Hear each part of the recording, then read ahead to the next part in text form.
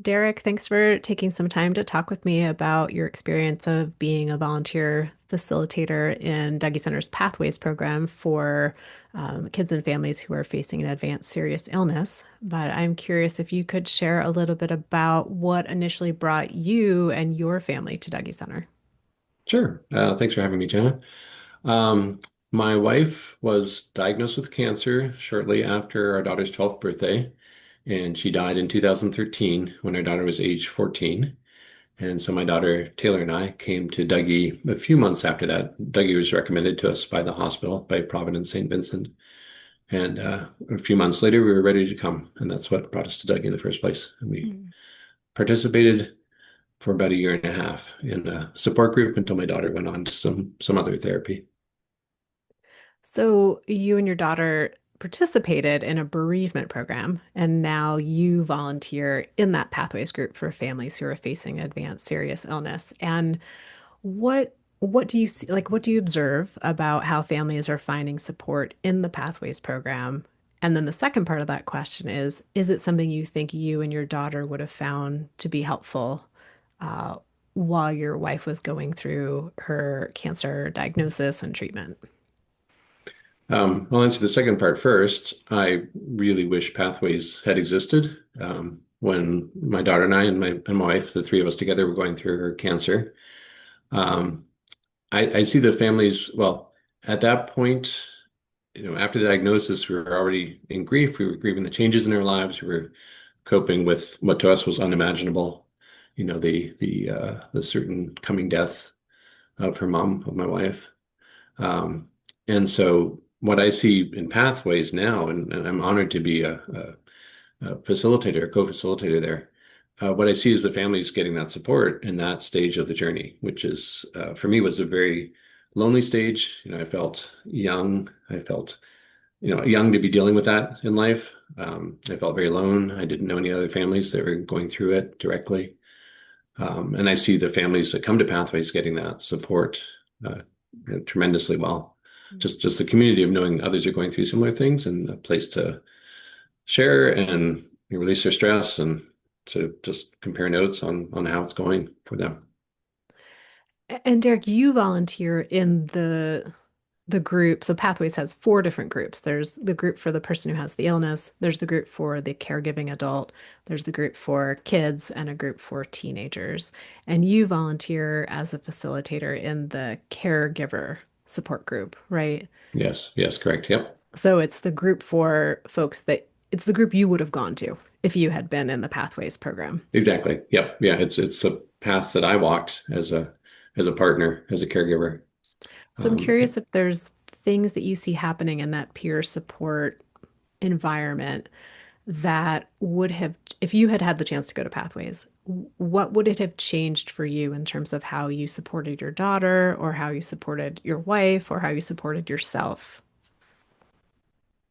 it probably would have calibrated me better, like less guesswork on how people deal with those situations. And not everybody deals with them the same, but hearing, what I see now, just hearing the families compare their stories about what they're coping with, what their stresses are, what their responses are, just would have given me more confidence, I think, in that journey that I was going through. And I feel also just an acknowledgement that I shouldn't that you're not alone Mm. in in that stage of thing. It happens a lot in the world, and I think a lot of people that go through it do it sort of in isolation. So, uh, Another component of the Pathways program, there's the peer support groups themselves, and then after there's a meal for families and volunteers to spend some time together. I'm curious as an observer, like what do you see as the benefit of that aspect of the program? I see the families. I mean, for the families, I see them exchanging phone numbers, getting to know each other, really reaching out to support each other during the mealtime. So I see that as a tremendous outcome of just that community building of eating together. I think it's also simple stress relief for those families. They're in very busy, chaotic times of their lives, and it's just one less thing to take care of is okay, where do we get dinner tonight? So just sitting together with pizza or whatever the meal happens to be. It just seems to be a nice little break for those families. And the kids, of course, love getting pizza and hanging out with each other, for another half hour after the group session. Mhm. For a family who, they receive a diagnosis and it's a diagnosis that would enable them to come to Dougy Center or qualify them to come to Dougy Center's Pathways program. For a lot of families, there's a lot of wrestling of like, when do we start? Do we start right after we get the diagnosis? Do we wait until the illness has progressed? Like, what advice, even though we don't really give advice at Dougy Center, like, what Mhm. suggestions would you have for a family who's trying to figure out, like, when do we start in the Pathways program? I think the biggest thing for me with any diagnosis like that, I mean, in my own family and what I've seen many other families go through now, is none of us knows the timeline. Like the doctors don't know the timeline, the families don't know the timeline. People, frankly, with a serious diagnosis could die within weeks. They could die years from now. Um, in my experience, and also through therapists that I talked to at the time, I realized that once the diagnosis happens, you're already in the grieving process. There's so many changes in your life. You're anticipating, the inevitable.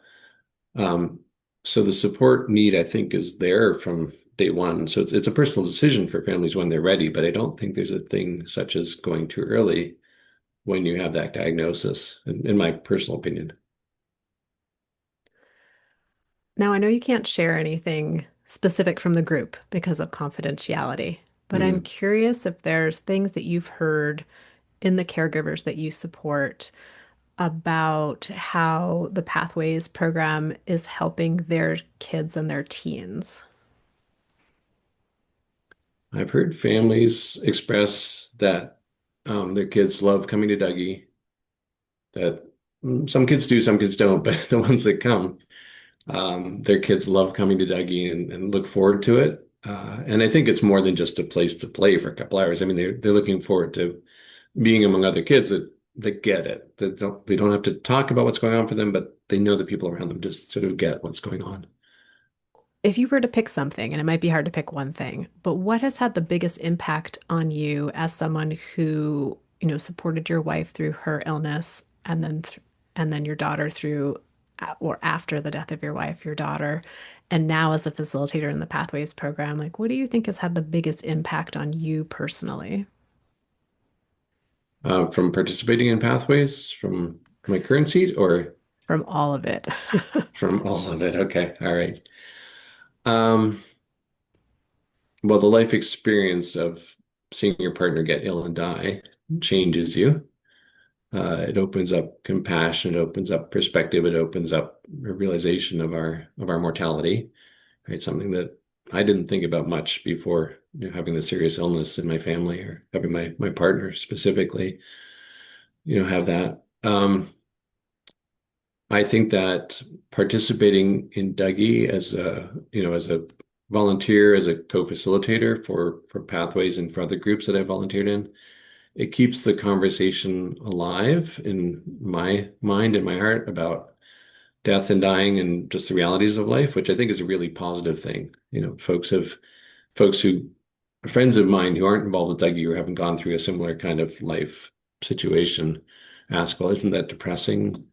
Going to Dougie every couple of weeks, and I'm like, no, not at all. It's sort of reaffirming of life, and it's keeping perspective on what's important, and it's really talking to people about or listening to people talk about, and sometimes talking to them about very real things that everybody goes through at some point in their life.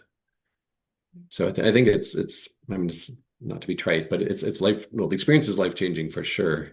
But even staying involved with something like Dougie is equally life changing in a really positive way of just keeping a bigger perspective on how we cope with the realities of the world. Mm. Is there any last thing, Derek, that you feel like would be important for families who are considering joining the Pathways program to know or to consider or to better understand about the program? Yeah, I think the one thing I want to say about the room that I have the privilege of being in, which is the caregivers, as you said, is that it's not always the spouse of a caregiver that's the one that's ill. I mean, there's a variety of folks in there. It's often a spouse, and they're there for their children together. But it's been step parents or ex-spouses, that are the one with the illness, and the other parent and their current partner in our room, or it's an adult daughter or son Mm. of somebody who's going through a terminal illness or an advanced serious illness, pardon me. Um, and there's been a couple other situations too, I'm trying to remember, but it's not just spouses. So, Mm. people of all ages are in there, and grandparents as well, often actually. That's the other one. And we've really witnessed some really cool connections between, a 20-something-year-old who's coping with the illness of their parent and, anticipating having to raise their siblings, and a grandmother, a grandparent who's in there, and some really interesting, really, really heartwarming cross-generational connections as well Mm. that happen in there. So recognizing So that there's different family constellations and different people who are involved in a family dynamic when an advanced serious illness is impacting everyone, kids, teens, young adults in the family, grandparents, step parents, ex-partners, and that there's space for different types of relationships to be in the room together. exactly, yep. And it also had that people from relatively different walks of life that may not have crossed paths otherwise in life. Mm. I mean, the connections are just amazing among people, regardless of, age, generation, walk of life, religious belief. I mean, it's really a welcoming space for all sorts of people who find connection there. Well, thank you, Derek, for taking some time today to share about your experience as a facilitator in the Pathways program and to also sort of speculate what it would have been like to attend the Pathways program when your wife was living with cancer. So I appreciate Hmm. your time today and thank you for the work that you do to support the families in our Pathways program as well. Well, thank you, Jenna. And I thank Dougie Center for the opportunity to stay involved in this way. It's really meaningful for me in my current life as well to be involved in this way. So thank you.